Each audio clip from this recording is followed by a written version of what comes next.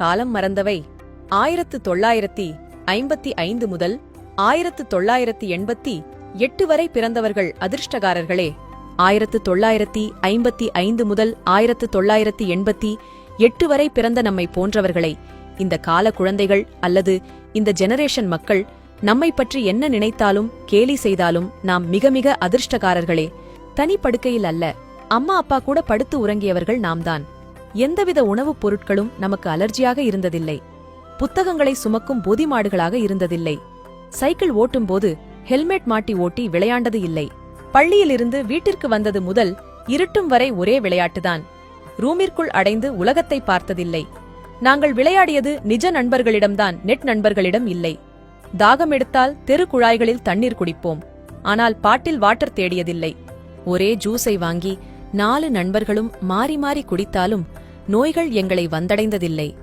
அதிக அளவு இனிப்பு பண்டங்களையும் தட்டு நிறைய சாதமும் சாப்பிட்டு வந்த போதிலும் ஓவர் குண்டாக இருந்ததில்லை.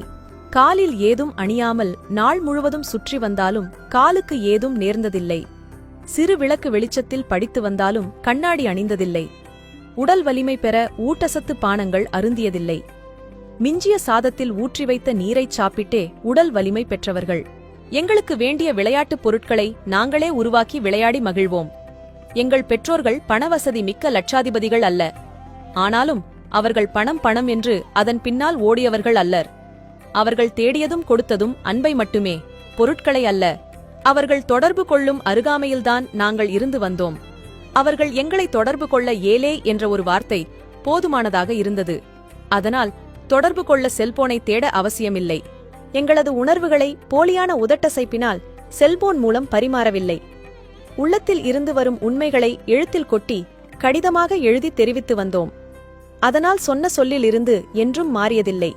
எங்களிடம் cellphone, DVD, PlayStation, Xbox, video game, personal computer, internet, chat போன்றவைகள் இல்லை. ஆனால் நிறைய நிஜமான நண்பர்கள் இருந்தனர். வேண்டும் பொழுது நினைத்த நண்பர்கள் வீட்டிற்கு சென்று உணவுண்டு உரையாடி மகிழ்ந்து வந்தோம். அவர்கள் வீட்டிற்கு போவதற்கு போனில் அனுமதி பெற தேவையில்லை. எங்கள் காலங்களில் திறமை மிக்க தலைவர்கள் இருந்தனர். அவர்கள் சமூகத்திற்காக தங்கள் செல்வங்களை செலவிட்டனர். இந்த காலம் போல சமூக செல்வங்களை கொள்ளையடித்தவர்கள் அல்லர். உறவுகள் அருகில் இருந்தது.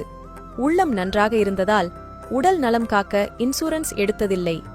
இந்த மாதிரி காலகட்டத்தில் பிறந்து வளர்ந்து வந்த நாங்கள் அதிர்ஷ்டசாலிகளா இல்லையா என்பதை இப்ப சொல்லுங்கள். அனைவருக்கும் பகிருங்கள். இதுபோல பயனுள்ள பதிவுகளுக்கு ஜே ஹெல்த் பக்கத்தை ஃபாலோ செய்யுங்கள். நன்றி.